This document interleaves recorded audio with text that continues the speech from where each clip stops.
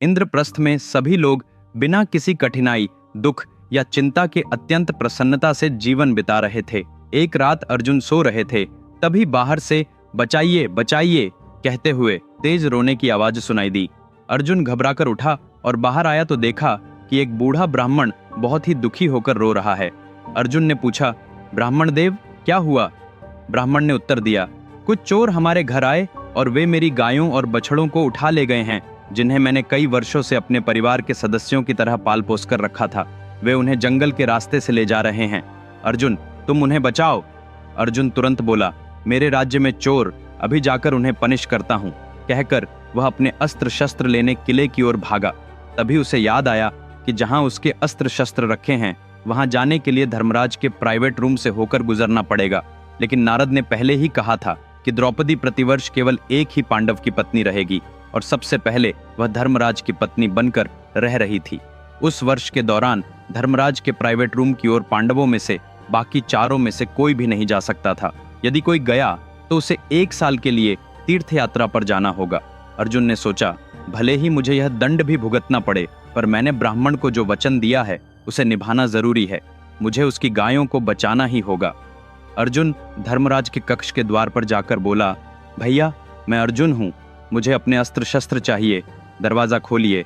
लेकिन अंदर से कोई जवाब नहीं आया तो अर्जुन ने स्वयं ही द्वार खोला, अंदर गया, अपने अस्त्र शस्त्र लिए और उस रास्ते पर निकल पड़ा जिधर चोर गए थे। अर्जुन ने चोरों को खोजा, उनसे युद्ध किया, विजय पाई और उन गायों को बचाकर वापस ब्राह्मण को सौंप दिया। अगले दिन अर्जुन ने जो कुछ हुआ था सब धर्मराज को बताया और कहा, मुझे अब तीर्थ यात्रा पर जाना होगा। धर्मराज ने मना करते हुए कहा, तुमने जो किया वह धर्म है, इसमें कोई गलती नहीं, इसलिए तुम्हें कहीं जाने की जरूरत नहीं। लेकिन अर्जुन ने कहा, यदि मैं स्वयं ही अपने दिए वचन पर अडिग न रहूं तो क्या अर्थ रह जाएगा? मुझे जाना ही होगा, कृपया आज्ञा दीजिए। धर्मराज की इच्छा तो नहीं थी, पर फिर भी उन्होंने परमिशन दे दी और अर्जुन तीर्थ यात्रा पर निकल पड़ा।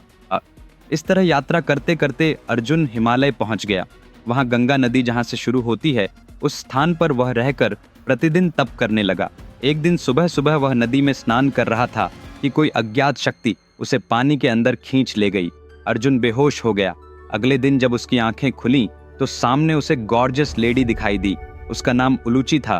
वह नागलोक के राजा नागकौरव्य की पुत्री थी। उसने अर्जुन से प्रार्थना की, वीर मुझे वरण करो। अर्जुन ने द्रौपदी की बात बताते हुए कहा, यह संभव नहीं, लेकिन उलूची ने अर्जुन को मना लिया। वहां दोनों ने कुछ महीने आनंद पूर्वक बिताए। फिर अर्जुन ने कहा, अब मेरे वापस जाने का समय आ गया है। उसने उलूची को वहीं नागलोक में छोड़ दिया और आगे की तीर्थ यात्रा के लिए निकल पड़ा। यात्रा करते करते वह माणुलूर पहुंचा। वहां के राजा का नाम चित्रसिंह था और उसकी पुत्री का नाम चित्रांगदा। उस समय तक अर्जुन ने दाढ़ी मूंछ बढ़ा रखी थी और वह एक सन्यासी के वेश में था। चित्रसिंह ने अर्जुन को अपने किले में आश्रय दिया। चित्रांगदा अर्जुन को देखकर प्रेम में पड़ गई। जब उसे पता चला कि वह वास्तव में अर्जुन है तो वह बहुत आनंदित हुई। उसने अपने पिता से निवेदन करके अर्जुन से विवाह कर लिया। चित्रसिंह ने एक शर्त पर यह विवाह स्वीकार किया था। शर्त यह थी कि उसके वंश में किसी कारण पुरुषों को पुत्र उत्पन्न नहीं हो पाता था। उसने कहा, मेरे राज्य को आगे चलाने के लिए अर्जुन से जो पुत्र जन्मेगा उसे यहीं मेरे पास छोड़कर जाना होगा। अर्जुन ने इसे मान लिया। कुछ महीनों बाद चित्रांगदा गर्भवती हुई। शर्त के अनुसार जन्म लेने वाले पुत्र को अर्जुन अपने साथ नहीं ले जा सकता था। चित्रांगदा ने अर्जुन से कहा, आप निश्चिंत रहें, अपने पुत्र की सुरक्षा करूंगी, आप कभी आना चाहें तो आ सकते हैं। अर्जुन ने चित्रांगदा को उसके पिता के पास ही छोड़कर अपनी तीर्थ यात्रा फिर शुरू की। चलते चलते अर्जुन द्वारका के निकट प्रभास क्षेत्र पहुंचा। अर्जुन के वहां आने की खबर सुनकर श्री कृष्ण उससे मिलने पहुंचे। दोनों ने एक दूसरे से कुशल क्षेम पूछा और कुछ दिन वहीं रुके। उन दिनों अर्जुन को श्री कृष्ण से द्वारका की सारी बातें पता चलीं। द्वारका में जिसने अर्जुन को सबसे अधिक आकर्षित किया वह थी सुभद्रा, कृष्ण और बलराम की प्यारी बहन। उसकी सुंदरता के बारे में सुनते ही अर्जुन बिना देखे ही उससे प्रेम करने लगा। उसने यह बात कृष्ण से कही। तब कृष्ण ने कहा, अर्जुन, सुभद्रा से विवाह कर पाना इतना आसान नहीं। बलराम ने पहले ही उसके विवाह का निश्चय कहीं और कर दिया है। लेकिन यदि सुभद्रा भी तुमसे प्रेम करती है तो तुम्हारा विवाह करवाने का उत्तरदायित्व मेरा है। कृष्ण ने अर्जुन को वचन दिया, कल हम द्वारका चलेंगे और वहां तुम्हारे विवाह का मुहूर्त तय करेंगे। दोस्तों, अभी एक बेहद दिलचस्प कहानी पढ़ी क्या आप यकीन करेंगे कि यह एक आदमी की जिंदगी बदल देगी? क्या आप मानते हैं कि अपने बच्चों को वह कहानी पढ़कर ही वे जीवन के लिए आवश्यक मूल्य सीख जाएंगे? क्या आप मानते हैं कि जीवन में जो भी समस्या आ रही है या आ रही है, उसका समाधान सिर्फ एक कहानी पढ़ने से है? हाँ, यह संभव है। केवल मानव जाति के इतिहास में अब तक बताए गए सबसे महान महाकाव्य के साथ। यह महाभारत है। ये कहानी किसी सुपरहिट फिल्म से 100 गुना बेहतर है। यह एक चुनौती है। विक्रमादित्य के शब्दों में लिखी गई महाभारत की पूरी कहानी अमेज़न और 45 ऑनलाइन स्टोर्स पर पुस्तक और ई-बुक दोनों रूपों में उपलब्ध है। यह किताब दुनिया भर में 54 भाषाओं में उपलब्ध है। इस वीडियो के नीचे डिस्क्रिप्शन में लिंक दिए गए हैं, तुरंत ऑर्डर करें, क्योंकि यह सिर्फ एक किताब नहीं है, यह वह पुस्तकालय है जिसकी आपको अपने जीवन के लिए आवश्यकता है। फिर कृष्ण अर्जुन को द्वारिका ले गए, लेकिन अर्जुन की दाढ़ी और मूंछ बढ़ी होने के कारण बलराम सहित सभी लोग उसे कोई सन्यासी या यति समझने लगे। बलराम ने सोचा, यदि सुभद्रा उस यति की सेवा करे तो उसे उसका आशीर्वाद मिल जाएगा और उसका जीवन सुखी रहेगा। इसलिए उन्होंने सुभद्रा को यति की सेवा में लगा दिया। कुछ दिनों बाद सुभद्रा को पता चला कि वह यति वास्तव में अर्जुन है। तब वह भी अर्जुन से प्रेम करने लगी। अर्जुन ने कृष्ण के पास आकर कहा, आपने कहा था अगर सुभद्रा भी मुझसे प्रेम करती है तो आप हमारा विवाह कराएंगे। अब सुभद्रा भी मुझसे प्रेम करती है, बताइए शादी कैसे हो? कृष्ण ने कहा, बलराम निश्चित रूप से इस विवाह को स्वीकार नहीं करेंगे, फिर भी यह विवाह होगा। अर्जुन ने पूछा, कैसे कृष्ण? कृष्ण बोले, कोई बड़ी योजना नहीं, बिल्कुल साधारण सी बात है। जैसे मैंने रुक्मिणी का हरण किया था, वैसे ही तुम सुभद्रा का हरण करके उसे यहाँ से ले जाओ। अर्जुन ने आशंका जताई, पर क्या यह धर्म संगत है कृष्ण? कृष्ण मुस्कुराकर बोले, प्रेम और युद्ध में चाहे कुछ भी करो, वह धर्म ही कहलाता है। बिना शंका मेरे पीछे चलो। अगले दिन द्वारिका में एक उत्सव के दौरान अर्जुन गुप्त रूप से सुभद्रा को साथ लेकर वहां से निकल गया।